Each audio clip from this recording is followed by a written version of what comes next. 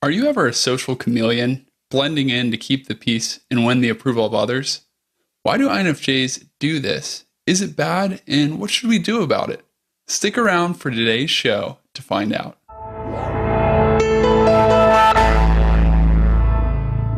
Let's start with why we act like chameleons sometimes. There are a number of reasons why we try to blend in and keep the peace, but one big one is that we're introverts. We only have so much energy to spend in social interactions. We typically recharge alone and need quiet time to work out our thoughts and re-energize. So while we may have a large circle of acquaintances and enjoy helping other people, we only have so much energy, and we like to spend it with people we know and trust, people who will accept us for who we are. And that might be close friends and family, or maybe a coworker that we've worked with for an extended period of time. So as introverts, we really need to be careful about how we spend our energy. And it's good to know this. When the INFJ that I recently interviewed on my podcast was sharing, she told me that just learning that was typical for INFJs was really freeing for her, because she felt like she had to go deep with everyone or have a great relationship with everyone. But knowing that it's okay to have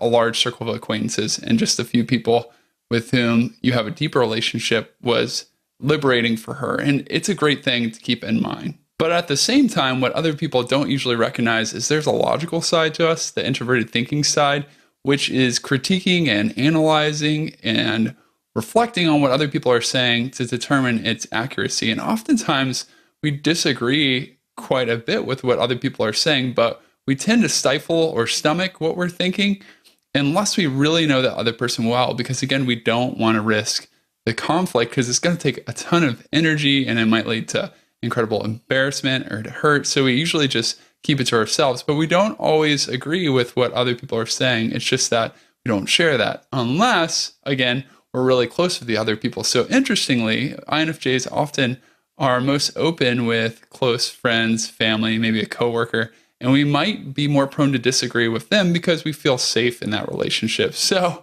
if an INFJ is disagreeing with somebody, you can guess that there's probably a better relationship there, one where that person feels safe. The exception is when we are frustrated, stressed, or we care really strongly about a topic. At those points, we may actually come out and share what we really think. Usually it takes a lot of energy to get us to that point. So someone has to really upset us, or we have to be going through a lot, or we have to, again, really care about what we want to share. And when we do finally share, we're a bit of a volcano. At least that's the way my wife describes me. My wife, as an ISTJ, is pretty steady. So when I get to the point where I really want to speak my mind, often it comes out with a lot of emotion because the emotion carries it out. I just keep the peace the most of the time, but when I really do share, it tends to turn other people off, especially those people that are steadier and tend to be logical thinkers. And unfortunately, they don't always receive it well. But that is another occasion where we might be more prone to speaking our mind. But for the most part, we try to blend in and keep the peace. So is this behavior bad? Is it wrong to try to blend in and keep the peace all the time? Going back to that conversation with the guests on the podcast, I don't think it is. In a lot of instances, it's okay to try to get along with most people. And it's probably productive and positive to keep the harmony, seeing as so many other people like conflict. Now, it's not always wrong to have conflict, but it's certainly okay to get along with most people, unless you're violating your core beliefs and not saying anything. That might be a point where you want to share it. But sharing with the people whom you really trust and who get you, who accept you, that's probably a very okay thing. That's one side of things. But there's also an aspect of getting more comfortable being you and sharing what you truly think and believe with a balance. You don't want to just come out and share with anyone, because it's not wise necessarily to throw your pearls to swine or to share the more vulnerable parts of you with people who are going to trample upon you and be insensitive. So people, to a certain extent, need to earn your trust before you're willing to share the true side of yourself, especially if you've had a negative experience in the past. So let's take a look at some ways we should respond to how we're wired and how we can handle this aspect of our personality. For starters, know that you're not messed up or broken. You're normal. This is a typical approach to living as an INFJ, at least to many of the INFJs that I've met. So if you feel like there's something wrong with you, don't. It's a normal way of operating for most INFJs.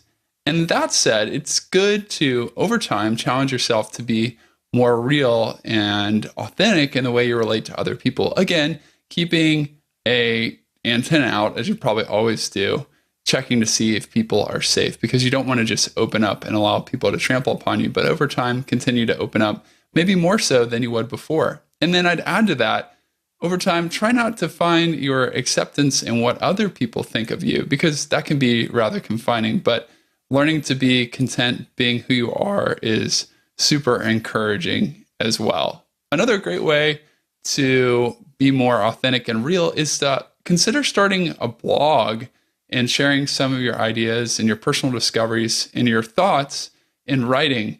We tend to be better communicators when we can write, because it gives us a time to think. And writing also has the added benefit of helping us work out what we truly do think and believe. We can sort through all our thoughts and then communicate them more clearly and concisely. And when you can do this with a few friends and you can write them out, it'll be easier to later on share them with other people, because you will have rehearsed and already thought them out. And if you can't communicate something, then you probably don't know it. And I don't say that to be rude, but what we communicate is what we really know. And writing, like on a blog or some other means of communicating with other people, can be a great way to develop your thoughts and to share more of who you really are, the true parts of you. If you're not excited about keeping a blog, you might want to consider keeping a journal. Just working through some of your thoughts and ideas on paper and writing them down can really be a great way to determine who you are and have an opportunity to clarify what you think. You can do that in a physical journal, or you can do it on a computer. It really doesn't matter. And then a third alternative would be just to find somebody with whom you can talk, who will listen to you and give you feedback on what you think, or maybe just be a great listening ear as you process things. Because working it out, again, as we tend to be verbal processors, out loud with a friend, or again, maybe trying to write it down, can help you to clarify your thoughts and determine what you really do think and believe. One final suggestion I have for you is to learn from other personality types. I've learned a ton from my wife, because she's great at speaking her mind and telling what she really thinks, at least most of the time. And she encourages me to do the same. In fact, she doesn't always understand why I don't really share what I think. Well, I'm not as ready to voice my opinion and voice my logic.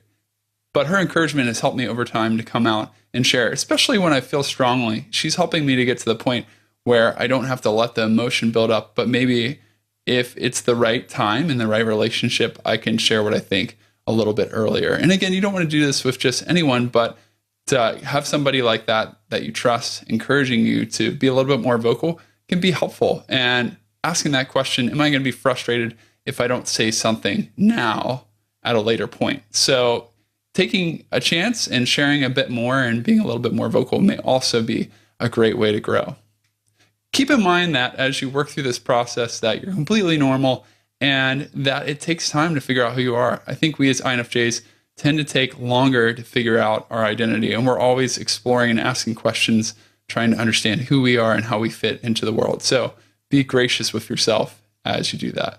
Would you like to learn more about your INFJ personality? I'd love to give you a free copy of my book, The INFJ Personality Guide. I wrote it to help you better understand the mindsets and cognitive functions that cause you to do what you do as an INFJ. In the book, you'll also learn about some common INFJ problems, as well as ways to overcome those problems. And again, this book is written to encourage you, to let you know that you're not messed up or broken, but just different, and that the world needs the gifts that you have to offer.